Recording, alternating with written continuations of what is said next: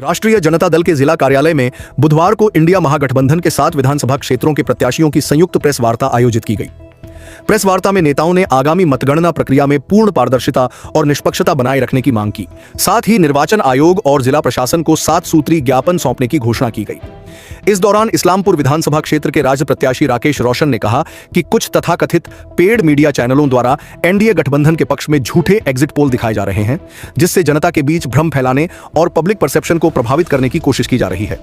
उन्होंने कहा कि पहले और दूसरे चरण के मतदान के रुझान स्पष्ट रूप से यह दिखा रहे हैं कि बिहार की जनता बदलाव चाहती है।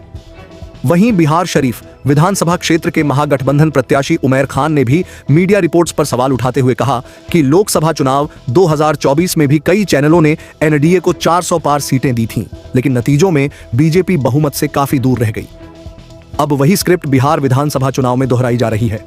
जनता सब समझ रही है और इस बार प्रचंड बहुमत से महागठबंधन की सरकार बनने जा रही है। महागठबंधन के नेताओं ने चेतावनी दी कि यदि मतगणना प्रक्रिया में किसी भी प्रकार की गड़बड़ी की गई तो वे राज्यव्यापी आंदोलन छेड़ने से पीछे नहीं हटेंगे। नेताओं ने कहा कि बिहार की जनता इस बार लोकतंत्र को बचाने के मूड में है और किसी भी कीमत पर जनादेश से खिलवाड़ बर्दाश्त नहीं करेगी।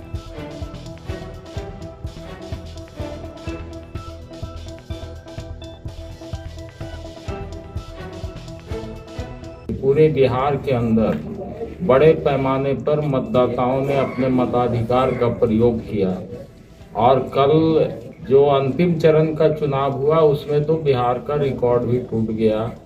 बहुत अच्छा, जो हम लोग खुद उम्मीद नहीं कर रहे थे, उतना लोगों ने मतदान करने का काम किया।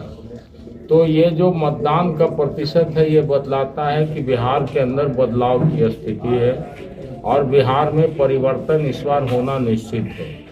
और इस जब चुनाव की प्रक्रिया समाप्त हुई तो तुरंत बाद जनता के बीच भ्रम फैलाने के लिए पेड मीडिया के द्वारा ये प्रसारित किया गया कि जो एनडीए के लोग हैं भारी बहुमत से बिहार में चुनाव जीत रहे हैं। फिर हम लोगों ने नहीं बल्कि मीडिया के और भी दूसरे साथियों ने, जिन लोगों ने सर्वेक्षण कराया था, वह स्वयं आगे आकर के बतलाए कि वस्तु स्थिति भिन्न है। ऐसी बात नहीं है कि एनडीए चुनाव जीत रहा। तो कुल मिलाकर के अभी बिहार का जो मौजूदा हालात है और चारों तरफ से जो रिपोर्ट आ रहा है, बिहार में परिवर्तन की ब्याज चल रही है और निश्चित रूप से इस बार बिहार में हम लोग सरकार बनाने जा रहे हैं।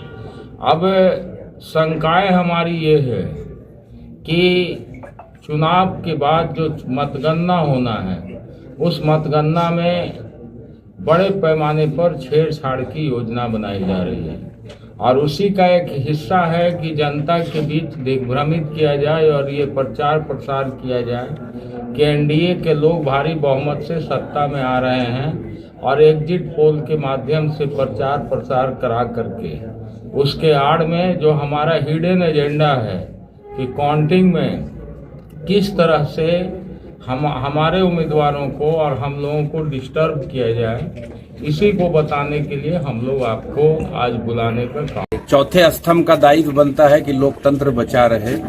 सारे प्रत्याशियों को शंका है कि हो सकता है कि गिनती में किसी तरह की अनियमितता बरती जाए, तो हम लोगों ने तमाम बिंदुवार तमाम जो अधिनियम है उसके तहत रिक्वेस्ट किया है यहाँ के रिटर्निंग ऑफिसर्स और डीएम से कि किसी तरह 100% ट्रांसपेरेंसी हो और जनता ने अपने बहुमूल्य मत से जिसको अपना प्रत्याशी चुनने का प्रयास किया है उसी के पक्ष में तमाम तरह की बातें हो और किसी को शंका ना हो।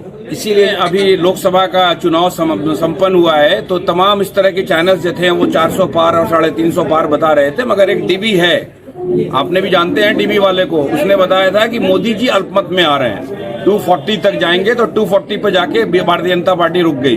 उन्होंने अपना एग्जिट पोल, जिन्होंने काफी लार्जर स्केल पे यहाँ पे सर्वे किया है और उनका जो डेटा है वो बहुत बड़ा है, उन्होंने बताया है कि इंडिया गठबंधन 145 से 150 क्रॉस करने वाला है।